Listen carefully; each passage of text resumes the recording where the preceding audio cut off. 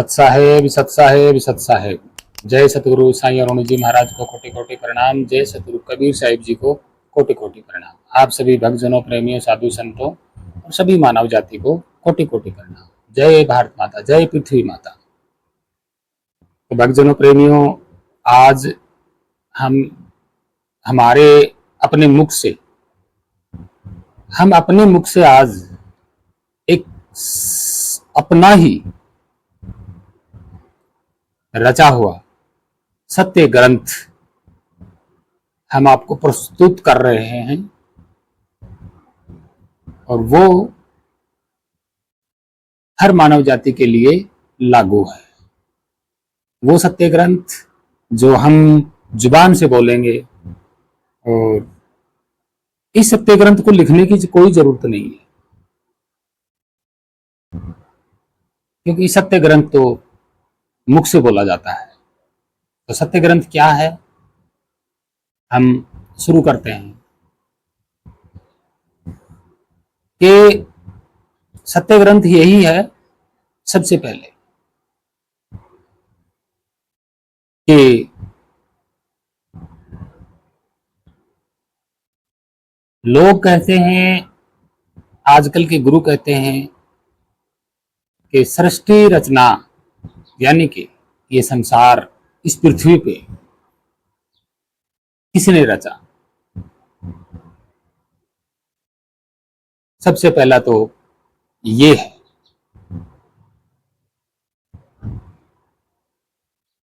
अब सृष्टि रचना को लेकर के अपने अपने ग्रंथ पेश कर रहे हैं। कोई कह रहा है हमारे ग्रंथ में ये लिखा है, कोई कह रहा है हमारे ग्रंथ में ये लिखा है, कोई कुछ कह रहा है तो कोई कुछ कह रहा है। हालांकि सिर्फ किताबों को उठा करके ही बता रहे हैं, कह रहे हैं कि देखो इस किताब में लिखा है, इस ग्रंथ में लिखा है। बस जिसने भी कभी लिखा है उसी को उठा उठा के प्रस्तुत करते हैं। तो ये तो सत्य ज्ञान नहीं है, क्योंकि सिर्फ किताबों में लिखा दिखा देते हैं, खुद का अनुभव तो कोई नहीं बताता, खुद का आइडिया कोई नहीं बताता। क्यों नहीं बताता? क्योंकि धार्मिक ग्रंथों, अलग अलग धर्म में जो धार्मिक ग्रंथ है उनको मान्यता ज्यादा दी गई है, चाहे उनमें झूठ है चाहे सच्चाई है, उनकी मान्यता ज्यादा लोग मानते हैं उनमें जो लिखा है। आज का अगर कोई व्यक्ति सृष्टि रचना अगर सच्चाई में भी बता देगा तो उसकी कोई नहीं मानेगा, कोई भी नहीं मानेगा। ये सत्य है, चाहे वो किसी भी धर्म का हो। अब सृष्टि रचना कैसे हुई ये खुद मनुष्य अच्छी तरह से जानता है, बिल्कुल जानता है। ऐसा नहीं कि नहीं जानता, जानता है।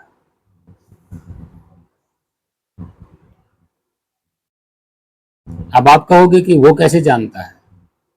वो इसलिए जानता है कि इस सिस्टम से चंद्रमा, सूर्य, तारे, नक्षत्र, गैलेक्सी जो कुछ भी है, इनसे पहले सिर्फ और सिर्फ जीव अंश ही तो था मौजूद। जीव अंश बाद में नहीं आया, ये पहले से मौजूद है, उस सर्वव्यापी का ही अंश है। और इसी के सामने ही सब कुछ प्रकट हुआ, इसी अंश के सामने, जो ये शरीर में जीव अंश है, इसी के सामने सब कुछ प्रकट हुआ, क्योंकि ये पहले से है, सिस्टम बाद में बना है। तो जरा सोचिए, इस जीव को क्यों नहीं पता हो सकता, जब ये जीव अंश सबसे पहले है, सिस्टम बाद में रचा गया है, तो इस अंश को ही पता होना चाहिए कि सृष्टि की रचना कैसे हुई। आज भी तो है ये अंश, इसी मनुष्य शरीर में आज भी है,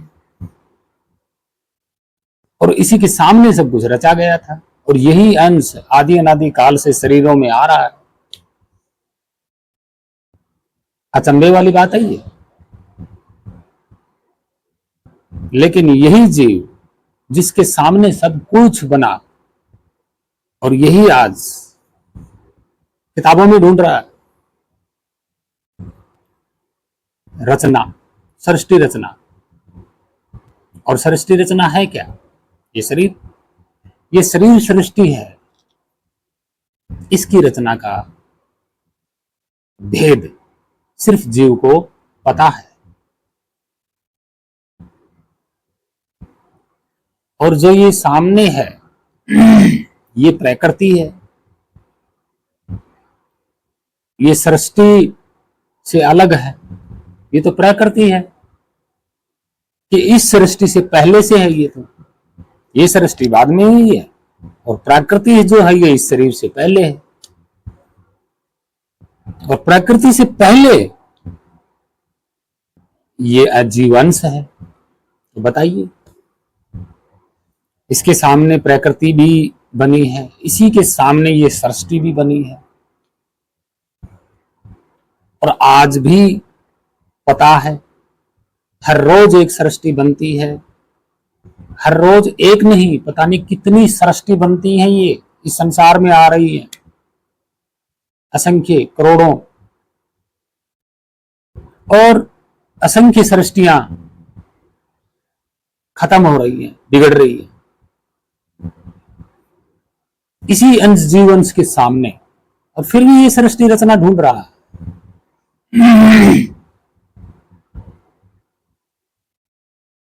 अब बात आती है इसी सृष्टि रचना ने आगे अनेकों सृष्टि बनाई है। इसी से अनेकों सृष्टि बनी है। ये सृष्टि भी है, ये ब्रह्मांड भी है। इसी को ब्रह्मांड कहा गया है, इसी को सृष्टि कहा गया है।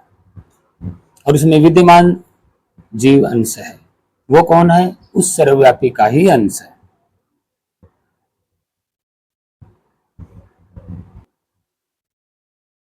और इसी ब्रह्मांड में, इसी सृष्टि में वो जीव अंश है।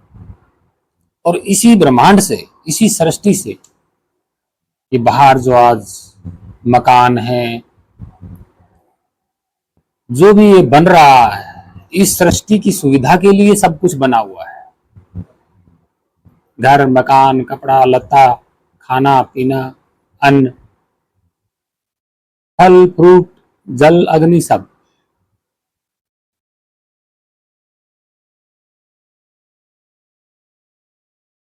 तो बात आती है कि रचना कब हुई?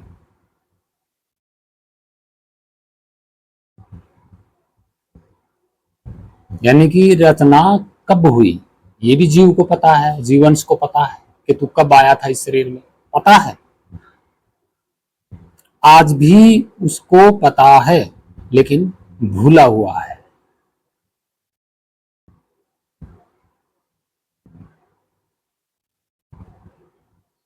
इस जीवंश को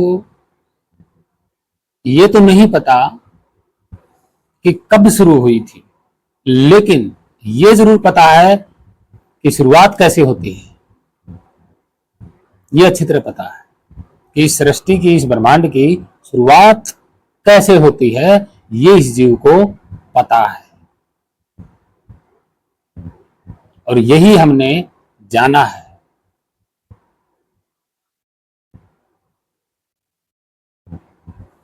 सबसे पहले अंश, जो अंश है, जिसको लोग आत्मा कहते हैं, देखा नहीं है किसी ने भी।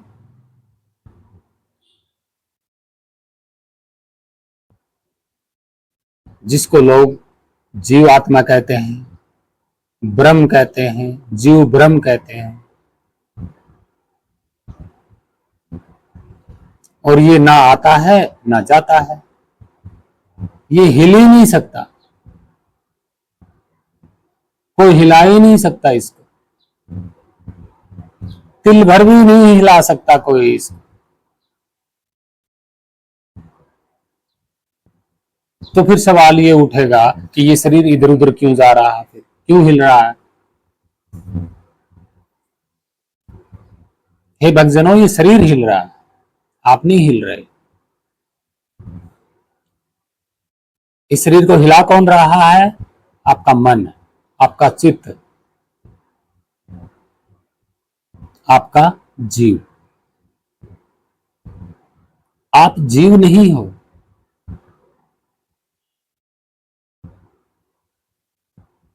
मन, चित्त और जीव, ये तीनों एक के ही नाम है। मन, चित्त, जीव एक के ही नाम है। अलग अलग भाषाओं में इनको अलग अलग दे दिया। अगर कोई कहता है कि चित्त अलग है, कोई कहता है मन अलग है, कोई कहता है जीव अलग है, तो प्रमाणित करके दिखाओ कि ये जीव है, ये चित्त है और ये मन है।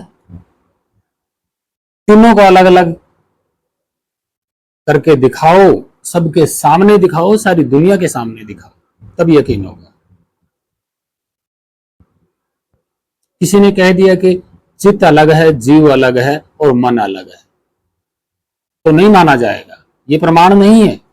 मुख से जो बक दिया, कह दिया, ये प्रमाण नहीं माना जाएगा। दिखाइए आप, चित्त को अलग से निकाल के दिखा दिए, उसका रंग दिखाइएगा। मन को अलग से निकालिए, उसका रंग रूप दिखाइएगा। जीव को अलग से दिखाइए, उसका रंग रूप दिखाइएगा, तब माना जाएगा कि तीनों ही अलग अलग हैं। सिर्फ मुंह से ये गुरुआ लोग, जो पाखंडी लोग बैठे हैं, ये मुंह से बक देते हैं, अंधभक्त मान लेते हैं कि चित्त अलग है, जीव अलग है और मन अलग है।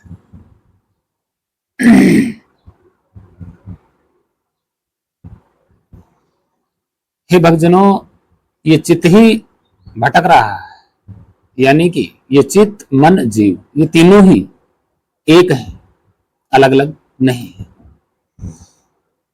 ना चित्त का रंग रूप है, ना मन का रंग रूप है और ना जीव का रंग रूप है, तो अलग अलग कैसे दिखाई देंगे भाई? इन तीनों का तो कोई रंग रूप है ही नहीं, कोई शरीर ही नहीं है इनका, तो दिखाई कैसे देंगे अलग अलग?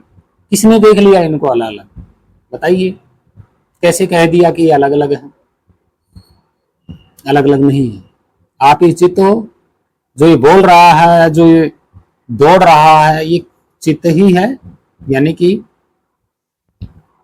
हम स्थिर है, हमने अपनी स्थिरता को जाना नहीं, और जो स्थिरता है वही शब्द स्वरूप है, वही नियक्षर है, वही नितत्व है,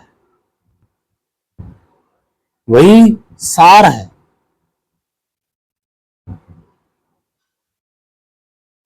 और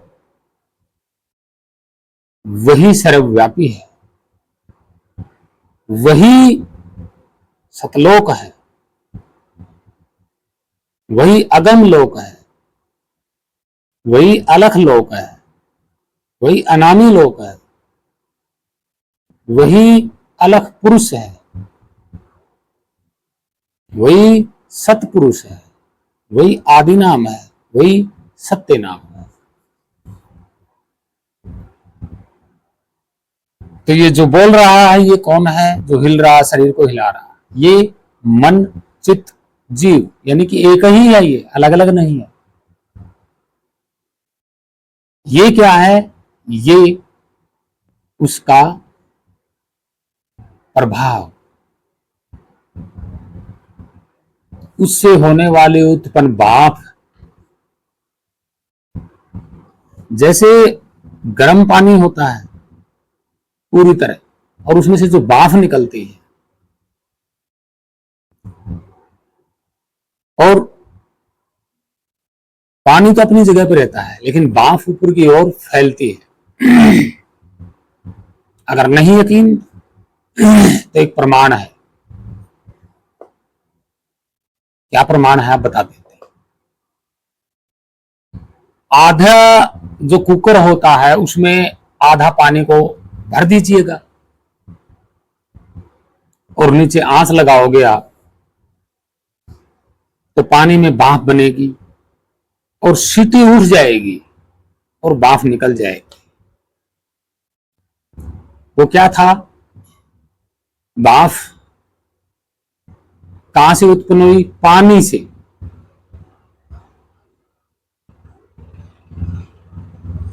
लेकिन सीटी को उठाने के लिए, सीटी में हलचल पैदा करने के लिए वहां पानी नहीं आया। कुकर एक बॉडी है शरीर की, कुकर एक शरीर है, बॉडी है, उसके अंदर जल है और जल से भाप उत्पन्न हुई। और जो वो भाप उत्पन्न हुई उसने क्या किया? हलचल मचाई। किसमें? कुकर में, सीटी में। सीटी को हिला दिया।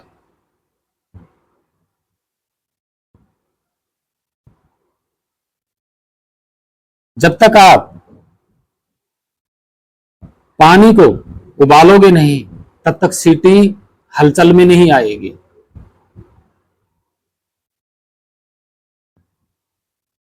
और जब पानी अपनी पहली अवस्था में आ जाता है, जो उबालने से पहले की जो अवस्था है बिना भाप की, वो पानी जब अपनी पहले वाली स्थिति में आ जाता है तो वहां ना भाप है, ना सीटी हलचल करेगी,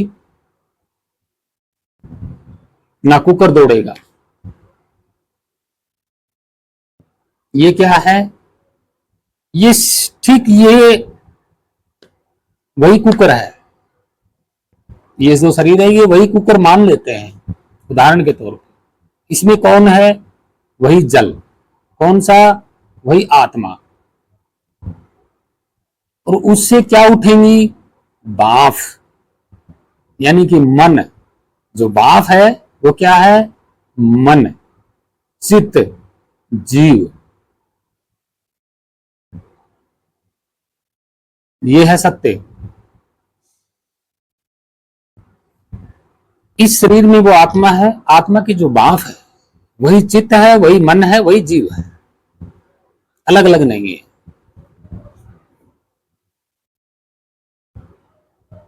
जैसे कुकर की हम गैस भी कहते हैं, जो भाप निकलती है उसको हम गैस भी कहते हैं, भाप भी कहते हैं, और भी अनेक भाषाओं में नाम होंगे। ठीक इसी तरह इसी भाप का नाम एक चित्त भी है, एक मन भी है, एक जीव भी है। और ये भाप क्या करती है? शरीर को हिलाती है, हलचल पैदा करती है।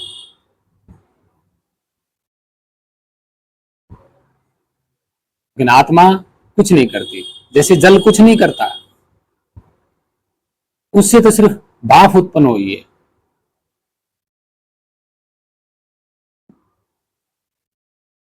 और भाप ने सीटी हिलाई कुकर की।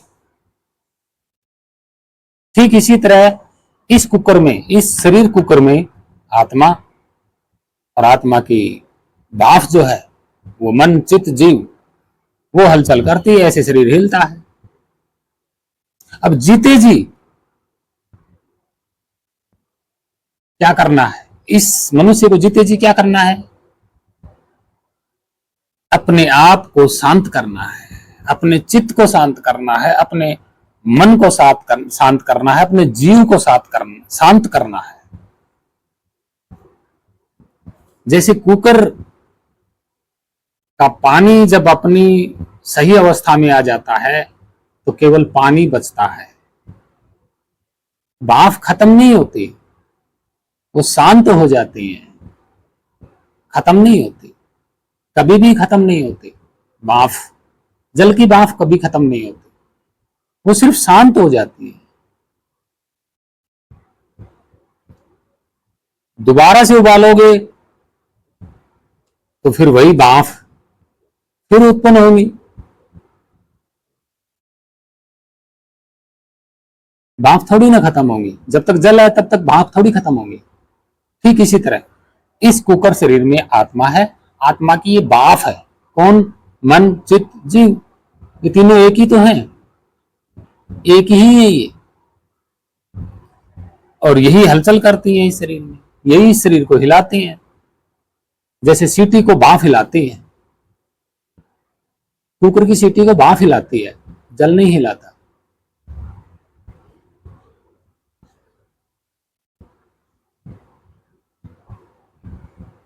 और जीते जी शांत हो जाना ही जीते जी मर जाना होता है। अब आप आराम से बैठ गए, अपने मन, चित्त, अपने जीव को शांत कर लो, टिका लो एक जगह पे, और जो लास्ट में जो आपकी अवस्था बचेगी वो आपका स्वयं का रूप है।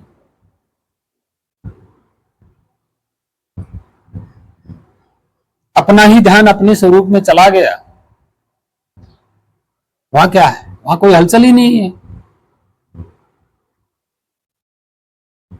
ना वहां मन है, ना चित्त है, वहां ना जीव है, क्योंकि आपका ध्यान आपके स्वरूप में गया, आप शांत हो गए। शांत हो जाना, मुक्त हो जाना। किससे मुक्त हो जाना? संसारिक झमेलों से, मामलों से। जीते जी अगर कोई ये खोज कर लेता है तो वहां अपने स्वरूप में आना जाना बना लेता है। कभी बाहर की संसार में, कभी अपने अंदर अपने स्वरूप में, कभी बाहर में, कभी अपने अंदर स्वरूप में। वो आदी हो जाता है, आदत पड़ जाती है, और अंत समय में अपने स्वरूप में स्थिर हो जाता है। और जो अपने शरीर में स्थिर हो गया अपने स्वरूप में, ये शरीर छूटने के बाद दोबारा उसको शरीर मिलेगा नहीं, क्योंकि उसका मन, चित्त और जीव तीनों ही, यानी कि वो जो जीव है, जो चित्त है, जो मन है, वो शांत हो जाता है। वो तो केवल भाप है आत्मा की, और वो शांत हो जाती है, शांत हो जाता है, सब कुछ स्थिर हो जाता है।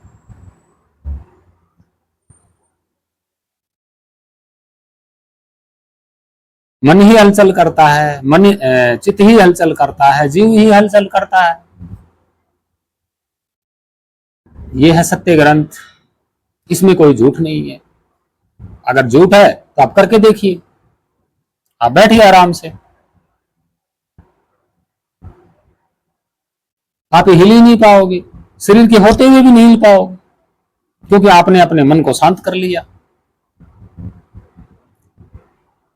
और जब मन हलचल करता है शरीर में तो फिर इच्छाएं पैदा होंगी।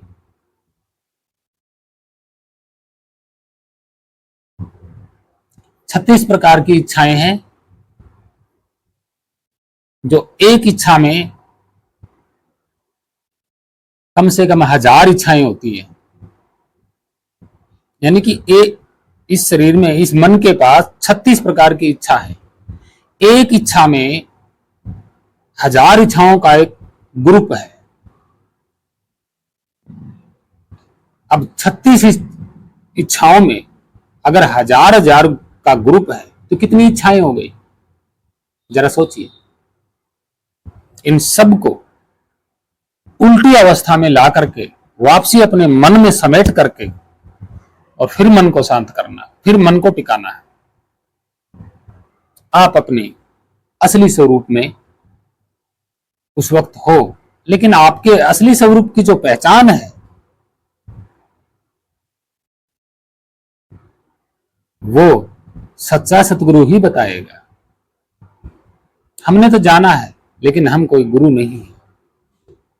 हम एक सीधे साधे मानव हैं।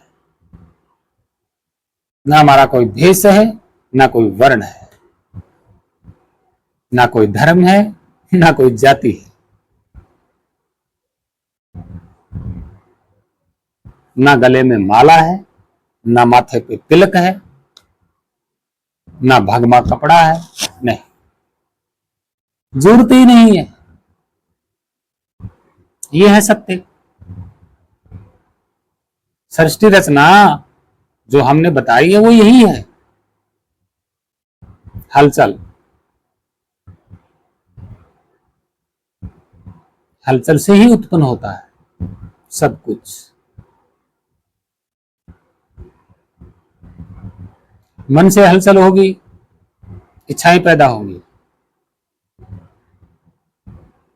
तो शादी करने का मन करेगा, फिर बच्चा पैदा करने का, घर बसाने का मन करेगा, फिर बच्चे होंगे।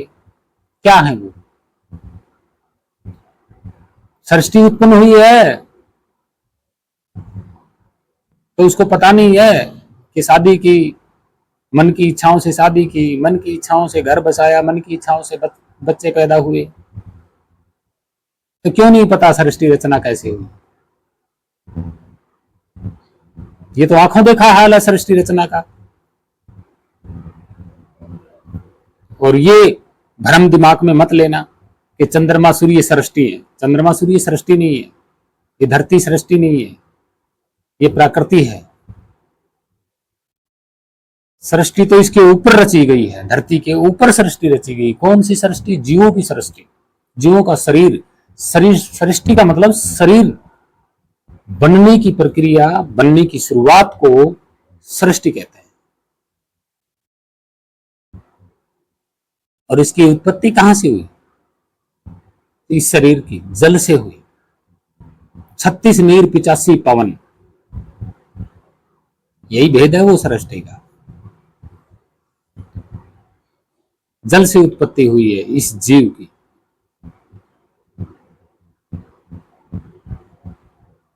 और वो सर्वव्यापी, मिट्टी में भी है, पत्थर में भी है, पेड़ पौधों में भी है, जल में भी है, अग्नि में भी है, हवा में भी है, वो हर जगह है।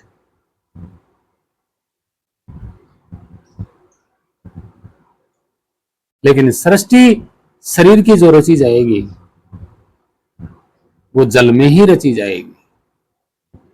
जल के अलावा सृष्टि नहीं रची जा सकती। चंद्रमा पे जल नहीं है, वहां सृष्टि नहीं है। मंगल पे जल नहीं है, वहां पे भी सृष्टि नहीं है। कभी होगी, ये हो सकता है कभी होगी किसी काल में, लेकिन आज नहीं है। जल नहीं है वहां पे। बृहस्पति ग्रह है, शुक्र ग्रह है, न जाने वैज्ञानिक कितने ग्रह खोज चुके हैं, सिर्फ आइडिया लगाते हैं। और जहां जल नहीं है वहां सृष्टि संभव नहीं है, क्योंकि जल ही जीव का रंग कहाया, यानी कि जल ही जीव का रंग है।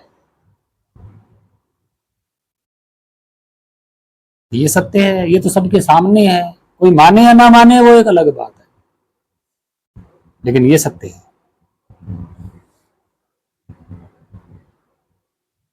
अब इस शरीर में,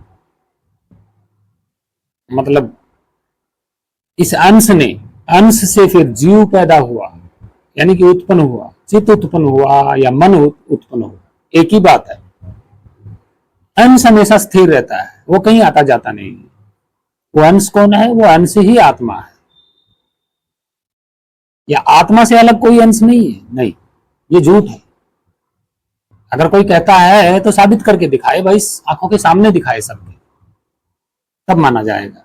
कहने से और किताबों में लिखे दिखाने से माना नहीं जाएगा। भक्तजनों, प्रेमियों, ये सत्य है। आप करके देखिए, जो युक्ति हमने बताई आप करके देखिए, और आपके स्वरूप की, यानी कि मेरे अपने स्वरूप की मैं पहचान जानता हूं, और वही जो स्वरूप जिसको मैंने जाना है वो सब में ही है। यानी कि जो सब में है वो मेरा ही स्वरूप है, और जो मैंने अपने जाना है वो स्वरूप सब में है। यानी कि सारी सृष्टि के जीव, सारी सृष्टि के जो जीव हैं, प्राणी हैं, उनमें जो स्वरूप है वही स्वरूप मैं हूं। यानी कि मेरा ही स्वरूप है, और जो मेरा स्वरूप है वही स्वरूप पूरी सृष्टि में विद्यमान है। ये हमने जाना, इसलिए हम कह रहे हैं ये सत्य है, ये झूठ नहीं है, और ये आज भी है, हमेशा है, हर वक्त है, वर्तमान में भी है, भविष्य में भी है। क्योंकि वर्तमान, भविष्य और भूतकाल ये सिर्फ माया पे लागू है, आप पे लागू नहीं है। आप पे ये समय का सिस्टम, माया का सिस्टम लागू नहीं है। आप स्थिर हैं, आप अपने स्थिरता को भूल गए हो, आप अपने सत्य स्वरूप को भूल गए हो, आप अपने सत्य स्थान को भूल गए हो। सत्य स्थान क्या होता है? सतलोक ही तो होता है। लोक का मतलब क्या होता है? लोक, लोक का मतलब स्थान होता है, ठीक है। लोक का मतलब स्थान होता है, लोक का मतलब भंडार होता है, लोक का मतलब निज घर होता है, लोक का मतलब घाट होता है, घट होता है। घट कोई वस्तु का बना हुआ नहीं होता, वही वो घट है जो आपके अंदर है। वो ही घट स्वयं आप हो, वो घट ही एक स्थिरता है, वो घट ही एक अवस्था है, बाहर नहीं है। आप सोच रहे हो कि कहीं 16 संख किलोमीटर दूर होगा, ऐसा नहीं है। वो स्वरूप तो यहां पे भी है, बिल्कुल अटैच में, अंदर भी है, हर तरफ वही वही स्वरूप है, और उसी में सब कुछ झूल रहा है। वो नहीं झूल रहा, वो नहीं हिल रहा, ये सिस्टम हिल रहा है, ये सत्य है। और पाखंडी गुरु अपने भक्त जनों को कभी भी ये बात नहीं बताएंगे। बताएंगे क्या? जानते ही नहीं। उन्होंने तो बस नाम बना दिए, जिसको देखा नहीं, जिसको जाना नहीं, जिसकी शकल सूरत को नहीं जानते, जिसकी रंग रूप रेखा को नहीं जानते, और जिनको ये नहीं पता वो है कहां, और उसके नाम रख दिए। किसी ने कुछ नाम रख दिया, किसी ने कुछ नाम रख दिया, और भक्तों को दे दिए कि जपते रहो। भाई अपने ही निज धाम को, अपने ही निज स्वरूप को, अपने ही निज सतलोक को, अपने ही निज घाट को जानने के लिए आप मंत्र पढ़ेंगे। कहां तक सत्य है? मंत्र किसने बताए बनाए? मंत्र तो आपके मन ने बनाए, आपके जीव ने बनाए, आपके चित्त ने बनाए, आपने थोड़ी बनाए मंत्र। जब हलचल ही आपका चित्त जीव मन कर रहा है, तो इस हलचल से क्या नहीं होगा? इस मुख से क्या नहीं होगा? इस कानों से क्या नहीं होगा? इन आंखों से क्या नहीं होगा? बताइए। जब पूरा शरीर हलचल में है तो भाषा भी बनेगी, देवी देवता भी बनेंगे, मूर्तियां भी बनेंगी, पूजा पाठ भी बनेंगे, कर्मकांड भी बनेंगे, मंत्र भी बनेंगे, अच्छा भी बनेगा, बुरा भी बनेगा, पाप भी होगा, पुण्य भी होगा, सब कुछ होगा। किसके कारण? आप मन, चित्त, जीव के कारण। आपका तो कोई कारण है ही नहीं, आप सबके कारण हो, क्योंकि आपके कारण सब कुछ बना है। पीछे आपका कोई कारण नहीं है, क्योंकि आप अविनाशी हो, शाश्वत हो, सनातन हो। ये जीव सनातन है, शरीर सनातन नहीं है। बनाया हुआ धर्म सनातन नहीं है, बनाई हुई जाति पाति ऊंच नीच सनातन नहीं है। ये जीव सनातन है। लोग इस शरीर को सनातन मान के बैठे हैं, जो धर्म बनाया उसको सनातन मान के बैठे हैं। ये क्या है? अज्ञानता है, मूर्खता है, और पाखंड है। जीव सनातन है, शाश्वत है, वो उसमें परिवर्तन नहीं होता। जैसे पहले था वैसा ही वो आज भी है। उस पे ना मिट्टी चढ़ सकती है, कुछ भी नहीं चढ़ सकता उसके ऊपर।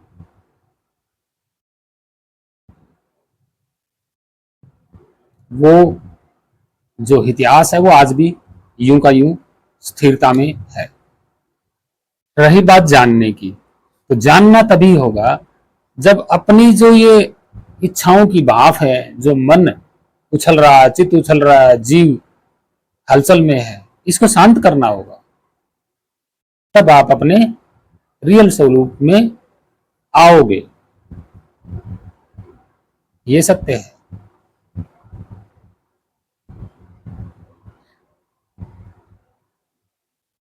और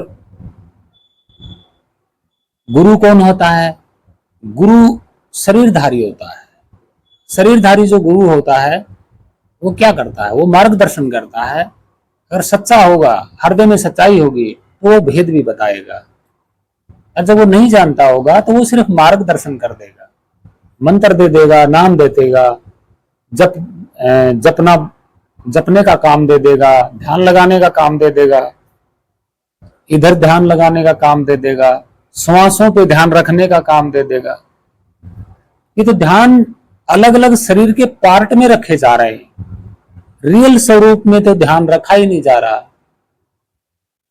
रियल स्वरूप में ध्यान वही गुरु रखवाएगा जो सच्चा होगा, जो जानता होगा। विदेही ध्यान विदेही स्वरूप में ही लगेगा, ये सत्य है। आप श्वास क्या है? श्वास तत्व है। आप श्वासों पे ध्यान लगाओ, क्या होगा? कुछ नहीं मिलेगा। त्रिकुटी में भ्रिकुटी में ध्यान लगाओ, ये क्या है? ये भी तो माया है, स्थूल है, तत्व है, ये पदार्थ है। लेकिन वो तो विदेही ना पदार्थ है, ना तत्व है, ना स्थूल है, ना सूक्ष्म है। सूक्ष्म भी नहीं है, वो सबसे भिन्न है। सूक्ष्म तो छोटा होता है, लेकिन वो तो विराट है, सर्वव्यापी है, उसको सूक्ष्म कैसे कहेंगे? वो पारदर्शी है, दिखाई नहीं देता, पारदर्शी है वो, सूक्ष्म नहीं है, पारदर्शी है। आर पार, सबके आर पार, या सारा सिस्टम उसके आर पार, वो सबके आर पार, तो पारदर्शी है। पकड़ा ही नहीं जा सकता, वो देखा ही नहीं जा सकता। पारदर्शी को कैसे देखोगे? सूक्ष्म को तो आप देख सकते हो, पारदर्शी को नहीं देख सकते। वो पारदर्शी है।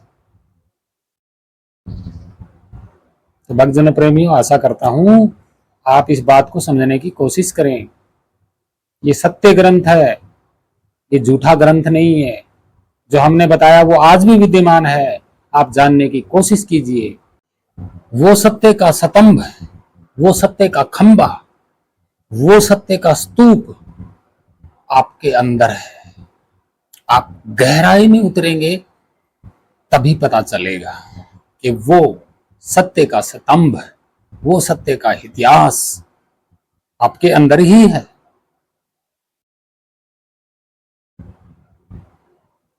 और वही स्तंभ है,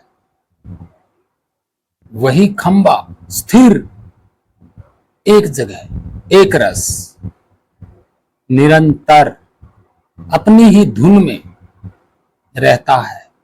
वो है शब्द स्वरूप, वो है सत्य।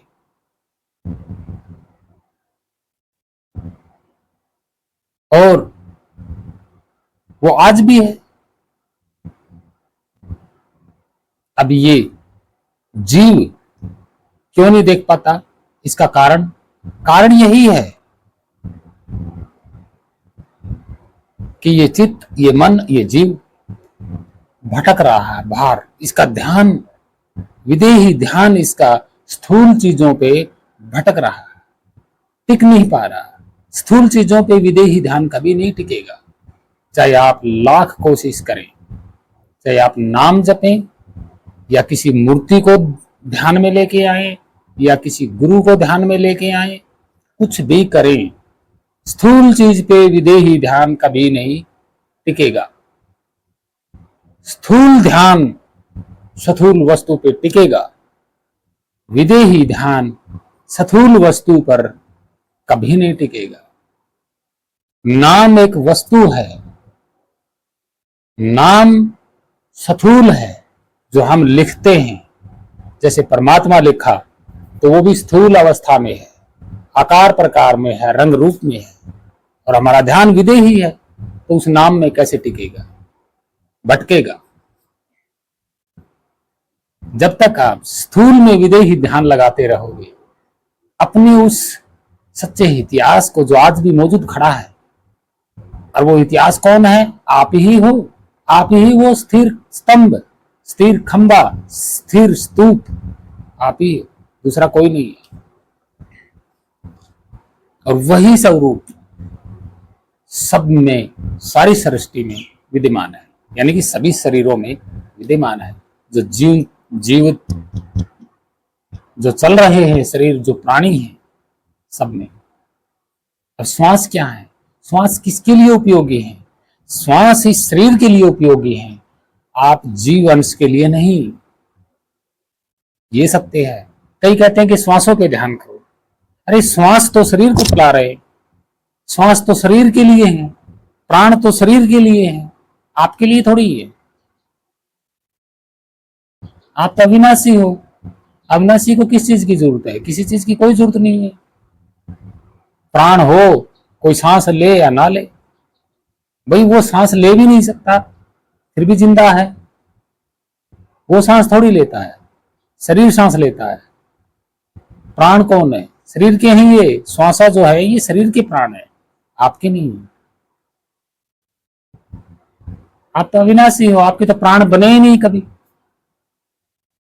प्राण तो उसके बनते हैं जो शरीर बनता है उसके होते हैं प्राण। तो जो प्राण छूट जाते हैं, शरीर खत्म हो जाता है, और आपका मन चित्त यानी कि जीव निकल जाता है, वही भटकता है।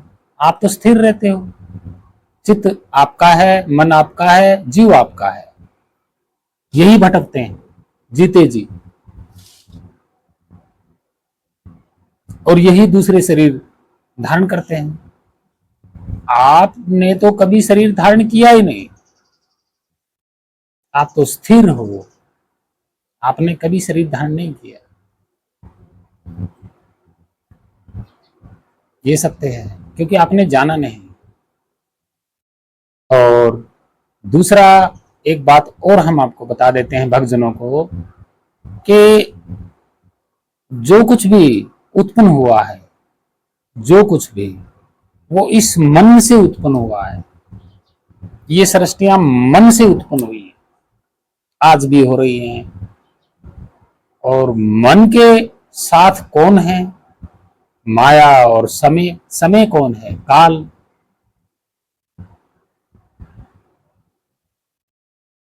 काल इस शरीर को, माया के द्वारा काल इस शरीर को बनाता है और बिगाड़ता है।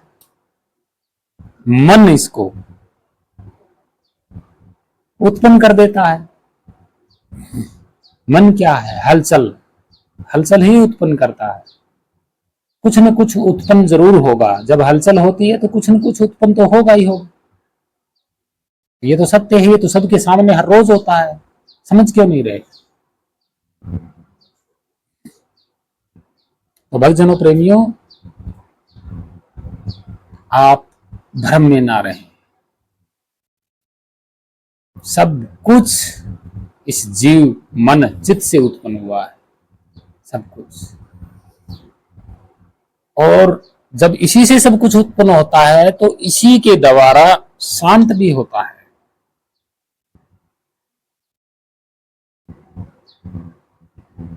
अगर मन ये सोच लेता है कि भाई सब कुछ तो मन के द्वारा, यानी कि मेरे मन के द्वारा बना है, अगर ये सोच लेता है, ये जीव, ये मन, ये चित्त, तो 1 मिनट में पाखंड से दूर हो जाएगा और अपने आप को उसी अवस्था में लाने की कोशिश करेगा। लगन लग जाएगी अपना स्वरूप देखने के लिए। जिस जीव को, जिस चित्त को, जिस मन को अपना स्वरूप जानने के लिए लगन नहीं है, वो ऐसे ही भटकेगा। ये सत्य है, इसमें कोई झूठ नहीं है। कोई कुछ कहता है, कोई कुछ कहता है। कबीर साहिब के मार्ग पर तरह तरह के पंथ बना दिए गए। कोई सतलोक आश्रम बना दिया, कोई राधा स्वामी बना दिया, कोई धन धन सतगुरु बना दिया, लेकिन सत्य का ज्ञान तो किसी ने भी नहीं कराया, किसी ने नहीं कराया।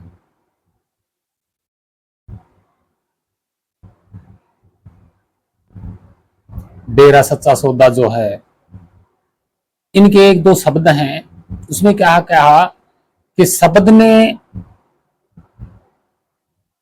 ये सृष्टि रची, ये शरीर बनाया और खुद अपने आप अंदर समाया। देखिए कितनी बड़ी झूठ है ये। उस शब्द स्वरूप सर्वव्यापी को ये शरीर बनाने की जरूरत क्यों पड़ी? क्या वो खुद अपना शरीर बनाएगा और दुखी भी करेगा अपने शरीर को? ऐसा कोई व्यक्ति है? नहीं करेगा। तो ये झूठा शब्द बनाया गया है कि 270 दिन के अंदर मंदिर तैयार बनाया, ये भी झूठा शब्द है, सच्चा नहीं है। ये शब्द बना दिया और ये उन्होंने ही बनाया है, उनके गुरुओं ने बनाया है, डेरा सच्चा सौदा वालों ने, लेकिन ये झूठा शब्द है। ये शरीर काल ने बनाया है, माया ने बनाया है, समय ने बनाया है और मन ने इसमें हलचल पैदा की है। यहां शब्द स्वरूप उस सतपुरुष का कोई रोल ही नहीं है। तो क्या है कि कुछ पंथों में अपने अपने शब्द बना दिए, अपनी अपनी साखियां बना दी और बिना सोचे समझे कुछ भी जोड़ दिया। अगर ज्ञान होता सत्य का तो ये शब्द कभी नहीं बनाते। ऐसा कभी कहते ही नहीं कि सृष्टि सतगुरु कबीर साहिब ने रची है, या 21 ब्रह्मांड की रचना की है, या सतलोक की रचना की है। कोई ना जोड़ता, कोई बनाता ही नहीं। सत्य का ज्ञान होता तो, लेकिन सत्य का ज्ञान नहीं है, इसलिए जोड़ रहे हैं मन मर्जी के, कहीं से शब्द कहीं उठा के लेप दिए, ढकोसला बना दिया। इनको ज्ञान तो है नहीं। धुन क्या होती है? ये धुन शब्द कहां से आया? धुन क्या होती है? धुन एक लगन होती है, एक प्रेम लगन होती है, स्थिरता होती है, धुन उसका नाम होता है। लोग आवाजें सुन रहे हैं, कह रहे हैं कि ये धुन है, जो आवाजें सुनते हो वो धुन है। ये शब्द लोगों ने उठा दिया और जोड़ दिया, किस लिए? भ्रमित करने के लिए कि लोग इसमें उलझे रहेंगे। 5 धुन कौन सी है? वो 5 धुन, 5 धुन आवाज नहीं है। हे भक्तजनों प्रेमियों, धुन का मतलब आवाज या ध्वनि या कोई गड़गड़ाहट, ऐसा कुछ नहीं है। 5 धुन है ही नहीं। पहली बात,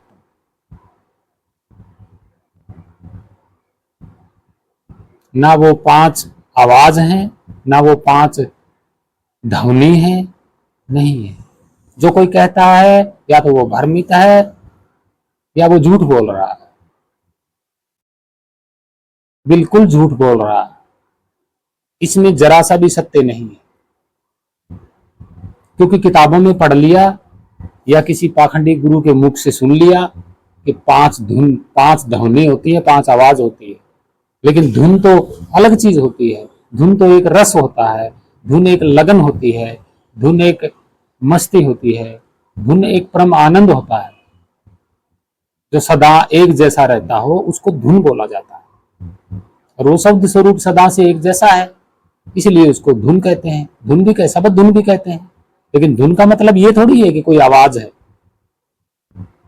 टिका हुआ है वो, उसमें हलचल नहीं है, अविचल है, वो चलता नहीं है, हिलता भी नहीं है, बोलता भी नहीं है, वो चुप है, लेकिन अपनी धुन की मस्ती में हमेशा रहता है। ये है सत्य। तो भक्तजनों प्रेमियों, सत्य को जानने की कोशिश करें। और जो ग्रंथों में जैसे कबीर साहिब के अनुराग सागर हैं, बीजक हैं, रामायणी हैं, साखी हैं, शब्द हैं, उनमें जो अक्षर लिखे गए हैं, शब्द लिखे गए हैं, जैसे धुन, तो धुन का अर्थ क्या होता है वो समझने की कोशिश कीजिए। सतलोक क्या है उसको समझने की कोशिश कीजिए। शब्द स्वरूप क्या है उसको, उन शब्दों को समझने की कोशिश कीजिए, तब आपको सत्य का पता चलेगा। और हमने उनकी पूरी खोज की है, पूरी जानकारी की है हर एक शब्द की।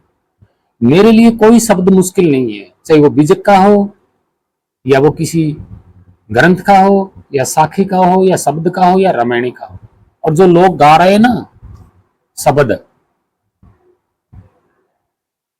और हरियाणा में तो बहुत ज्यादा गाते हैं शब्द, कोई हिल्ली गाता है, कोई सुरत गाता है, कोई शब्द गाता है, कोई कुछ गाता है, कोई कुछ गाता है, गाते हैं, जानते कुछ भी नहीं।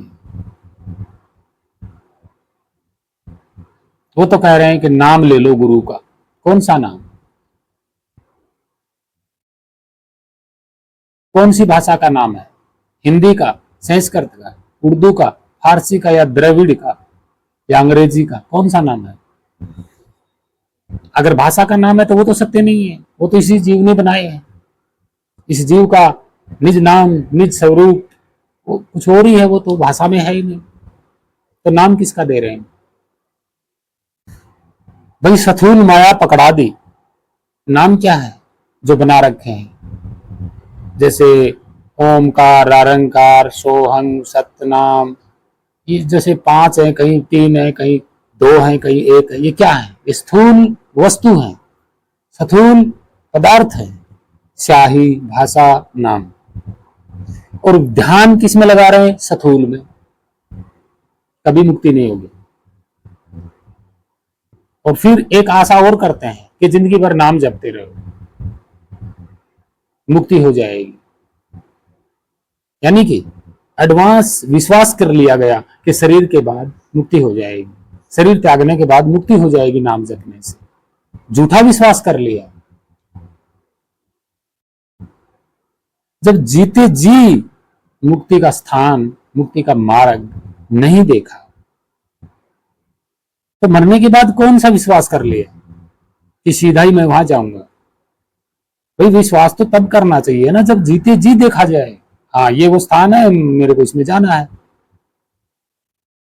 झूठा विश्वास दे दिया गया। पाखंडी गुरु झूठा विश्वास देते हैं कि मरने के बाद आपकी मुक्ति हो जाएगी, आप सतलोक में जाएंगे, वो जाएंगे। नहीं, ये झूठ है, पाखंड है। तो भक्तजनों, प्रेमियों, ऐसे धूर्त पाखंडियों और जिनको बोध नहीं है, अबोध है, अज्ञानी है, जिनको पता नहीं है, जिनको ये भी नहीं पता कि मैं शरीर में बैठा हूं, मेरा रंग रूप रंग रेखा क्या है, कितना बड़ा हूं मैं, क्या मैं पकड़ा जा सकता हूं या नहीं जा सकता, क्या मैं देखा जा सकता हूं या नहीं देखा जा सकता, यही उनको ज्ञान नहीं है खुद शरीर में होते हुए भी। और वो भगवान का एड्रेस ढूंढ रहे हैं। सतलोक को ढूंढ लिया उन्होंने, सतलोक का पता कर लिया उन्होंने कि वहां कहीं दूर है या 16 संख किलोमीटर दूर है? खुद का जो शरीर में होते हुए खुद का एड्रेस नहीं पता, बाहर का एड्रेस घूमते ढूंढ रहे हैं ये पाखंडी लोग। तो भक्तजनों, प्रेमियों, हमने जो बताया उस पर विचार कीजिएगा, सत्य आपके सामने जरूर आएगा। तो आशा करता हूं भक्तजनों, प्रेमियों, मानव जाति धर्म में मत पड़े, पढ़े लिखें, सतमार्ग पे चलें, प्रेम से रहें, एक दूसरे की सेवा करें, एक दूसरे की मदद करें और सभी प्राणियों की रक्षा करें, मानव जाति से प्रेम करें। ये आपका भक्ति, यही भक्ति है आपकी, यही सेवा है आपकी, यही पूजा है आपकी। इसके अलावा ना कोई भक्ति है, ना कोई पूजा है, ना कोई सेवा है। और अगर आप, एक बात और भी है कि आपको किसी भी मानव जाति को धर्म में ना देखें, ऊंच नीच में ना देखें, जाति पाति में ना देखें, छोटा बड़ा ना देखें, काला गोरा ना देखें, अमीरी गरीबी ना देखें। क्योंकि ये अमीरी गरीबी, जाति पाति, छोटा बड़ा, भेदभाव, ऊंच नीच, धर्म, पंथ, ये सब जीते जी शरीर के हैं, बाद में नहीं। तो क्या फायदा है जब ये धर्म, जाति, भेदभाव, ऊंच नीच ये परमानेंट है ही नहीं, तो इनको रखने से क्या फायदा आपको? छोड़ दीजिएगा, सच्चे सतगुरु की शरण में जाइएगा, तो मानव आपसे हाथ जोड़ के यही विनती है कि सत्य की खोज करें। बस किसी के आपका अगर कोई धर्म में, जाति में, ऊंच नीच में अगर आपका कोई दिमाग वोश कर रहा है तो आप ना माने। आप धर्म परिवर्तन करते हो तो क्या करते हो? इस भाषा का नाम उस भाषा में जोड़ देते हो और क्या होता है? भाषा के तो नाम पलटते हैं। जैसे कोई हिंदू है और वो कहा जाएगा ईसाइयों में, तो क्या हुआ? नाम ही तो पलटा गया ना। यहां से हिंदू, यहां से ईसाई, दोनों ही भाषा के नाम है। चाहे ईसाई से हिंदू कर लो, चाहे हिंदू से मुस्लिम कर लो, मुस्लिम से चाहे ईसाई कर लो, चाहे सिख कर लो, कुछ भी कर लो, शरीर तो वैसा का वैसा रहेगा। शरीर तो वैसा का वैसा ही रहेगा। हाँ, आपका मन जरूर बदल जाएगा। क्या पता मन आपका गलत रास्तों पे जाए, क्या पता मन आपका लालच में जाए, लोभ में जाए, या अच्छे रास्ते पे जाए, वो आपकी समझ है। धर्म, जाति ये सब अपनाने से शरीर नहीं बदलता, कभी नहीं बदलेगा। जैसा है वैसा ही रहेगा, ये सत्य है। तो ऐसा भी ना करें, ऊंच नीच तो बिल्कुल ही ना करें किसी भी मानव जाति से। सब समान है, सब में वही स्वरूप है। जो आप में स्वरूप है वही मुझ में है, जो मुझ में स्वरूप में है, स्वरूप है वो सब, वो आप में भी है। ये सत्य है। आशा करता हूँ सत साहेब, सत साहेब। जय सतगुरु साईं अरुण जी महाराज को कोटि कोटि प्रणाम। जय सतगुरु कबीर साहिब जी को कोटि कोटि प्रणाम। आप सभी मानव जाति को कोटि कोटि प्रणाम। अन्य प्राणियों को प्रणाम। जय पृथ्वी माता, जय भारत माता, वंदे मातरम। सत साहेब।